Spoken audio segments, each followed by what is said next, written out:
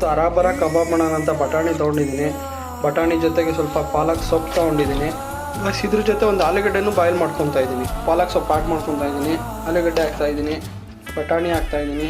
ಎಲ್ಲನೂ ಒಂದರಲ್ಲೇ ಚೆನ್ನಾಗಿ ಬೇಯಿಸ್ಕೋಬೇಕು ಗೈಸ್. ಇದಕ್ಕೆ ನಾನು 3 ಮೆಣಸಿನಕಾಯಿ ಆ್ಯಡ್ ಮಾಡ್ತಾ ಇದ್ದೀನಿ. ಪನ್ನೀರ್ನ ಈ ಥರ ಸ್ಮ್ಯಾಶ್ ಮಾಡಿ ಇಟ್ಕೋಬೇಕು ಗೈಸ್. ಈ 3 ಚೆನ್ನಾಗಿ ಬೆಂದಮೇಲೆ ಪಾಲಕ್ ಸೊಪ್ಪು, ಬಟಾಣಿ, ಮೆಣಸಿನಕಾಯಿನ ಚೆನ್ನಾಗಿ ರುಬ್ಕೋಬೇಕು ಗಾಯ್ಸ್. ಈ ಥರ ತರಿಯಾಗಿ ಪೇಸ್ಟ್ ಮಾಡ್ಕೋಬೇಕಾ ಇದ್ರಿ.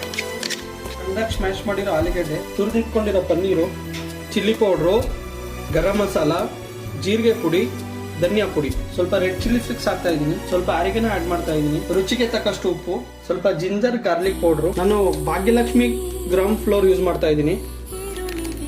ಎಲ್ಲ ಚೆನ್ನಾಗಿ ಮಿಕ್ಸ್ ಮಾಡ್ಕೊಳ್ಳಿ. ಇದು ಗಟ್ಟಿಗೆ ಬರಬೇಕು ಗೈಸ್. ನಾನು ಬೇಯಿಸಿ ಸಪ್ರೇಟ್ ಆಗಿ ಇಟ್ಟಿದ್ದೆ ಬಟಾಣಿ, ಅದನ್ನ ಆ್ಯಡ್ ಮಾಡಿದ್ದೀನಿ. ಇದನ್ನು ಕಲ್ಸ್ಕೊಳ್ಳಿ. ಈ ತರ ಕಲ್ಸಿದ್ದೀನಿ. ಸ್ವಲ್ಪ ಮ್ಯಾರಿನೇಟ್ ಆಗಕ್ ಬಿಡಿ ಒಂದು 5 ನಿಮಿಷ. ಸರಾಬರ ಕಬಾಬ್ದು ಶೇಪ್ ಮಾಡ್ಕೊಳ್ಳೋಣ. ಈ ತರ ಕ್ಲೀನಾಗಿ ಶೇಪ್ ಮಾಡ್ಕೊಳ್ಳಿ ಗೈಸ್. ಎಲ್ಲಾದ್ರ ಮೇಲೆ ಒಂದು ಗೋಡಂಬಿ ಆಪ್ಷನ್. ಸರಾಬರ ಕಬಾಬು ಆಲ್ಮೋಸ್ಟ್ ರೆಡಿ ಆಗಿದೆ.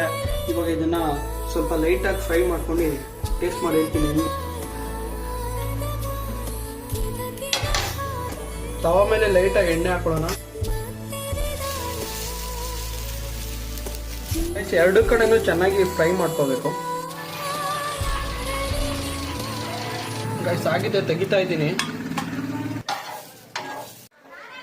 Guys. Green piece ಅರಬರ kebab ready ಆಗಿದೆ.